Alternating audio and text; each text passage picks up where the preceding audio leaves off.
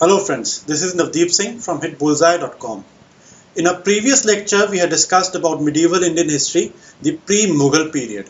Today we'll be discussing about the Mughal period in the country. When we have to discuss about the Mughal period, we have to discuss about the emperors Babur, Humayun, Akbar, Jahangir, Shah Jahan and lastly Aurangzeb. So starting with Babur. Babur was the ruler of Fargana province in Transoxia. His first expedition was that he captured Bajaur. Bajaur is the present day Punjab.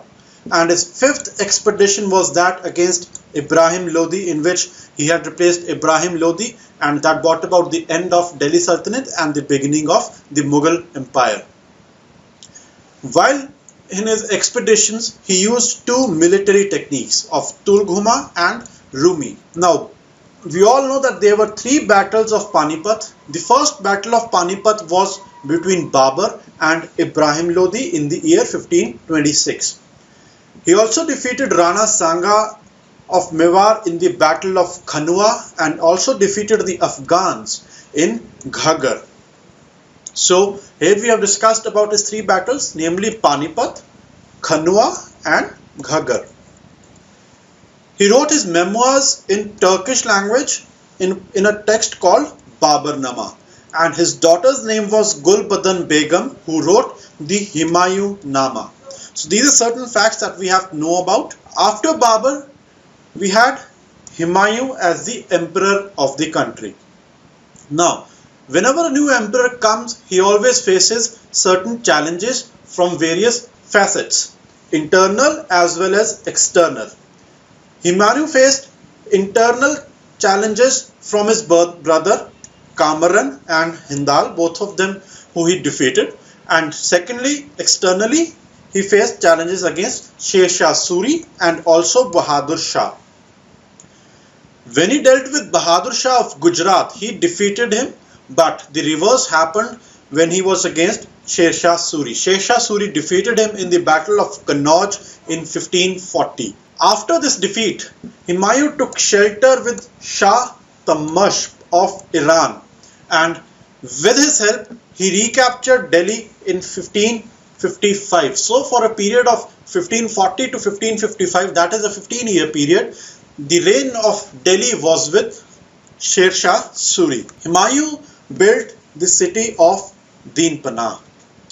Well, with each and every Mughal emperor, there has been a city that is associated. In the case of Humayun, it is Dinpana. Next was Akbar. And we have to talk about Akbar in an elaborate manner because it was not Akbar, it is always Akbar the Great. Akbar was born in Amarkot in the palace of Raja Virasal. And he was crowned at the age of 13 at a place called Kalanor. But since he was a minor, he had a major who was looking after it. His regent or Atallik, Atallik was the word or the Persian word for regent.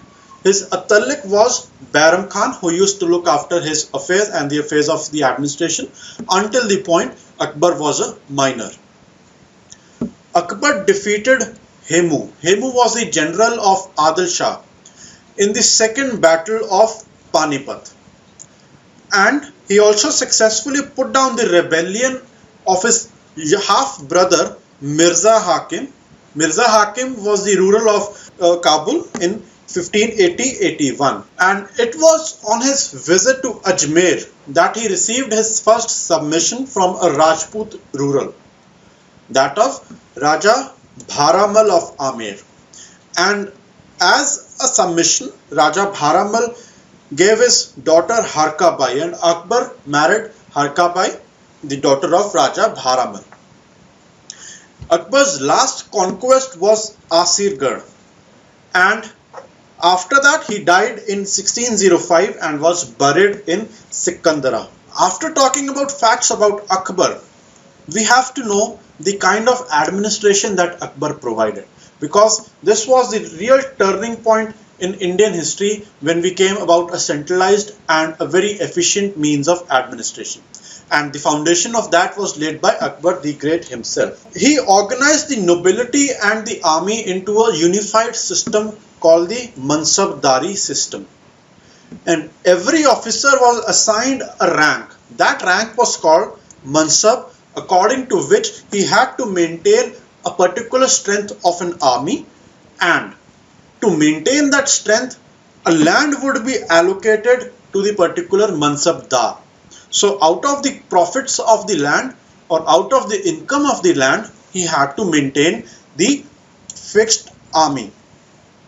Along with the rank of a Mansabdar, there were two things attached, the Zat and Sawar. That literally meant the number of horses and army men the particular Mansabdar had to maintain. Akbar also had a good land revenue administration, and this land revenue administration of Akbar is still in use in the present day India. The land was categorized into various types based upon the productivity and the quality of land. The bestest of the land was called the Polaj, which could have 2 crops or multiple crops in a year, and the worst of the land was called Banjar, which could not support any kind of agriculture throughout the year. Akbar also dealt with developing the religious thought of his administration and of his empire. For that, he established a system called Ibadat Khana. In the Ibadat Khana, what he would do is he would entertain and invite religious leaders of various religions, ask them to put their best practices, inculcate the best practices into the administration of the country, and it is also said that Akbar wanted to develop his own religion, but he couldn't do so. He divided his empire into 15 subas. The subas means the present day states.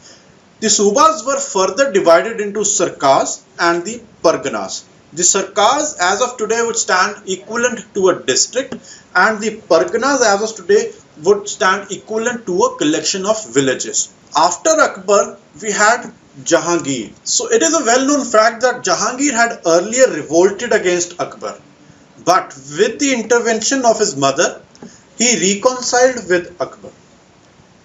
And it was Jahangir who has to be given the credit of a successful Mughal Mewar treaty. This was the high watermark of Jahangir's rule in his times. It was a treaty of peace between him and Rana Amar Singh. Jahangir is also said to have killed or executed the 5th Sikh Guru, Guru Arjan Dev Ji. Jahangir later married Mehrunisa, and Mehrunisa was later given the title of Noor Jahan. So Noor Jahan was not the actual name of his wife. His wife's name was Mehrunisa. Noor Jahan was simply the title given to her. Jahangir also invited many Englishmen like Thomas Roe and William Hawkins to his empire or his darbar. He wrote his autobiography, namely the Tuzuk-e-Jahangiri in Persian. And Jahangir is also said to have a good taste in art. He had a famous painter in his darbar called Mansoor, and he was a naturalist. By saying naturalist, it means that Jahangir wanted to see or to look at pictures which were depicting the nature, for example the animals or the plants and flowers. After Jahangir, Shah Jahan took the reins of the Mughal Empire. As with any other leader or as with any other ruler, he also faced big rebellion. Firstly by Jujhar Singh Bundela and secondly by Jahan Lodhi. Shah Jahan is also known to have drove the Portuguese out of his country and the empire, and it is also said by or described by a famous Englishman Peter Mundy that Shah Jahan's reign saw a great famine in the Deccan, which led to the weakening of his hold on the empire. He was the only Mughal ruler who contemplated a Central Asian policy to conquer the areas of Central Asia. There was no other ruler who contemplated such a policy, because before Shah Jahan's reign we had always been on the defensive. Shah Jahan said we would be on the offensive and we would try and conquer areas of Central Asia. Shah Jahan also annexed Ahmednagar and Bijapur dynasties or empires. He built the world famous Taj Mahal, whose chief architect was Ustad Isa, and he also built the Peacock Throne, which was made by Babur Khan. He is also the person who is credited with establishing the city of Delhi. After Shah Jahan, the last Mughal ruler was Aurangzeb. Aurangzeb acceded to the throne, again the same reason, that of a war of succession among his brothers. His brother's name was Dara and Shuja. He defeated both of them and took over the reins of the Mughal Empire. He is said to have coronated himself twice, and after the second coronation, he took the title of Alamgir. Aurangzeb, being a very hard ruler, he reimposed jizya on the population. There were many revolts that took place against Aurangzeb, against the empire of Aurangzeb, by Marathas, by Jats, the Satnamis, Sikhs and the Rajputs. He went to Deccan to defeat one of those rebellions, and especially the Maratha rebellion, but he could not do so because his son's name was Akbar. Akbar won. It was not the previous Akbar that we have discussed about. It is Akbar won. His son had joined the Maratha rebellion itself, and because of that reason Aurangzeb could not defeat the Maratha rebellion. Aurangzeb also built the Moti Masjid in the Red Fort. Aurangzeb had banned music in his court, but he himself was a very proficient Nakara and a Veena player. Friends, that is about the Mughals, and with the going of Aurangzeb, since we had known that there were very many rebellions against the rule of Aurangzeb, the Mughal Empire disintegrated. With that disintegration, the Englishmen came into picture. The English started conquering each and every of those small dominions, and they established a rule of themselves, thereby wiping out the Mughal Empire from the country. Thank you.